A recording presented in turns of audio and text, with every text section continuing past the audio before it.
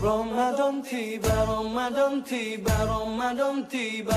Marhaban ya Ramadan, marhaban ya Ramadan, marhaban ya Ramadan, marhaban ya Ramadan. Ramadan tiba, Ramadan tiba, Ramadan tiba. Marhaban ya Ramadan, marhaban ya Ramadan, marhaban ya Ramadan, marhaban ya Ramadan. Ramadan tiba, semua bahagia, tua dan muda bersuka cita. Bulan ampunan, bulan yang berkah, bulan terbebas api neraka. Andaikan saja Ramadan semua, bulan yang tiba, bulan yang ada, karena besarnya setiap pahala yang dijanjikan kepada. Assalamualaikum warahmatullahi wabarakatuh. Hamdan wa syukran lillah, wassalatu wassalamu ala rasulillah Sayyidina Muhammadin ibn Abdillah wa alihi wa sahbihi wa mawala. La hawla wa la quwwata illa billah. Ma'asyiral muslimin wal muslimat rahimakumullah. Banyak kemuliaan yang terdapat pada bulan Ramadan. Salah satunya nuzulul Quran, malam turunnya Al-Quran pertama kali di bumi. Namun sebenarnya kapan Al-Quran diturunkan ke bumi pertama kali? Apakah tanggal 17 Ramadan? Apa kaitannya dengan malam Lailatul Qadar? Allah Subhanahu wa taala sudah berfirman dalam surat Al-Qadr, A'udzu billahi minasy syaithanir rajim. Bismillahirrahmanirrahim. Inna anzalnahu fi lailatul qadar wa ma adraka ma lailatul qadar. Lailatul qadr khairun min alfi syahr. Artinya, sesungguhnya kami telah menurunkan Al-Quran pada malam kemuliaan. Tahukah kamu apa itu malam kemuliaan? Malam kemuliaan itu lebih baik dari 1000 bulan. Jika nuzul Quran bertepatan pada malam Lailatul Qadar, mengapa nuzul Quran sering kita peringati pada malam 17 Ramadan? Sementara malam Lailatul Qadar justru dipahami dengan artian yang berbeda, yaitu pada tanggal 10 terakhir yang ganjil-ganjil pada bulan Ramadan. Di sini ada banyak pendapat. Salah satunya dari Syekh Muhammad bin Ahmad Al-Qurtubi. Beliau berkata, wala khilafa annal Qur'ana unzila minal lauhil mahfuz ala ma bayanahu jumlatan wahidatan fawdi'a fi baitil izzati fi sama'id dunya. Artinya, dan tidak ada perbedaan bahwasanya Al-Quran diturunkan dari lauhul mahfuz ke Baitul Izzah, langit bumi, secara keseluruhan pada malam Lailatul Qadar. Dan malaikat Jibril menurunkan ke bumi secara berangsur-angsur tentang perintah, larangan, dan sebab-sebab. Hal itu terjadi kurang lebih 20 tahun. Dengan demikian bisa kita ambil teori bahwasanya Al-Quran diturunkan dari Lauhul Mahfuz ke Baitul Izzah, langit bumi secara keseluruhan pada malam Lailatul Qadar. Dan kemudian malaikat Jibril menurunkannya ke bumi pertama kali, yaitu tanggal 17 Ramadan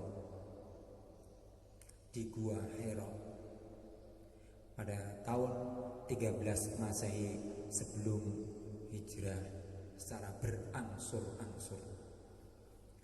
Ma'asyiral muslimin wal muslimat rahimakumullah.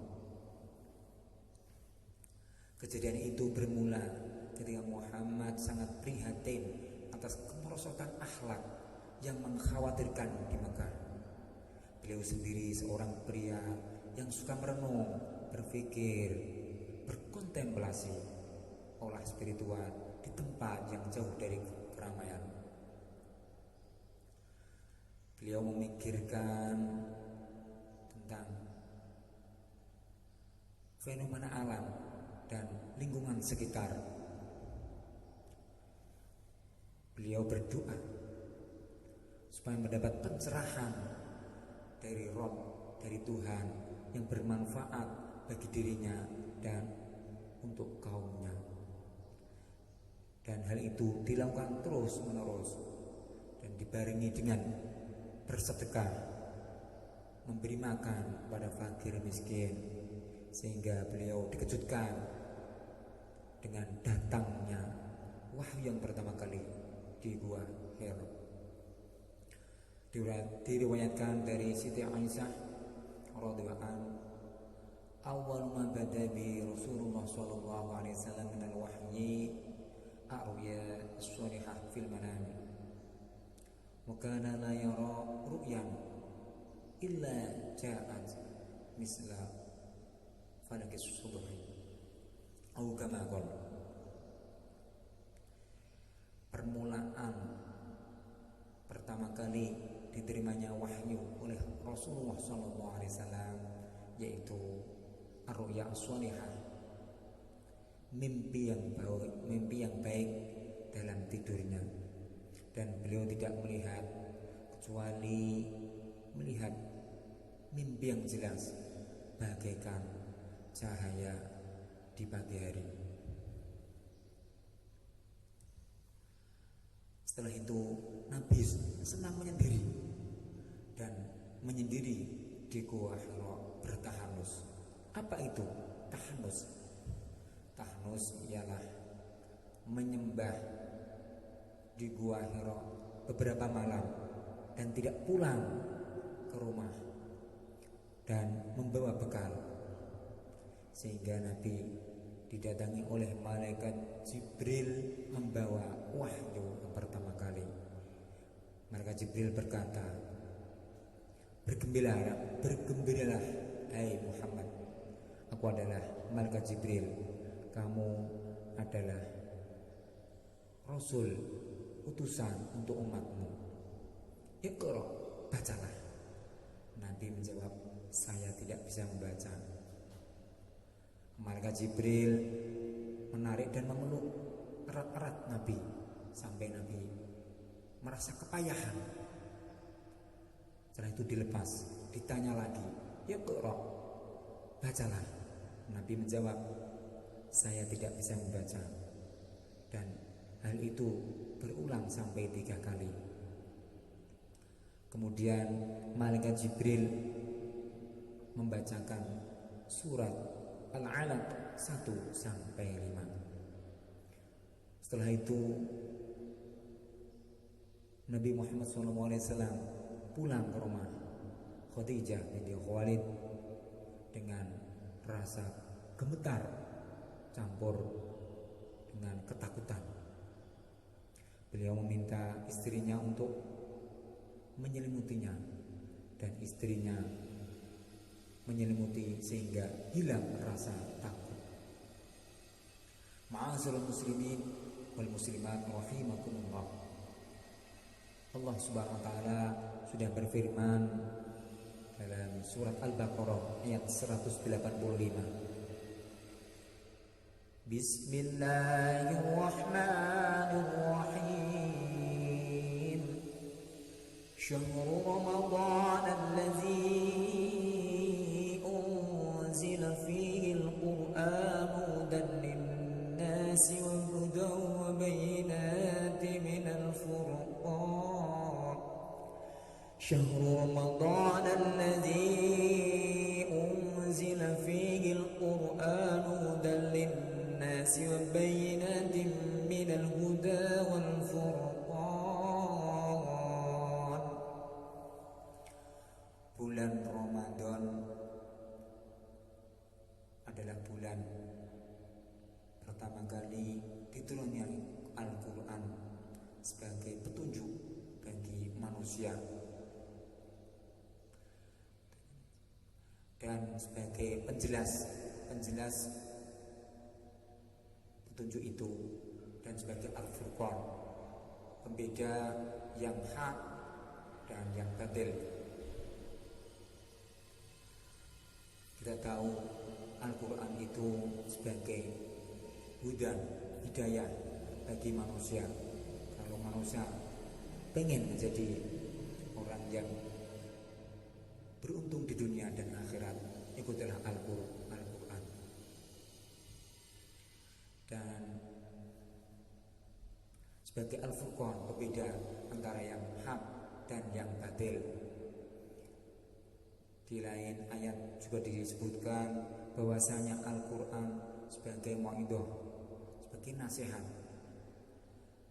sebagai syifa'ul lima fis sudur, sebagai obat dalam hati. Kalau hati kita sakit, maka bacalah Al-Quran. Sebagai rahmat, kasih sayang untuk orang-orang yang beriman. Dan banyak lagi keutamaan Al-Quran. Maka dari itu, bacalah Al-Quran, karena Al-Quran itu akan mensyafaati, memberi pertolongan kepada orang yang membacanya kelak di hari kiamat. Iqra'ul Quran fa innahu ya'ti yaumal qiyamati syafi'an li ashabi atau kama qala.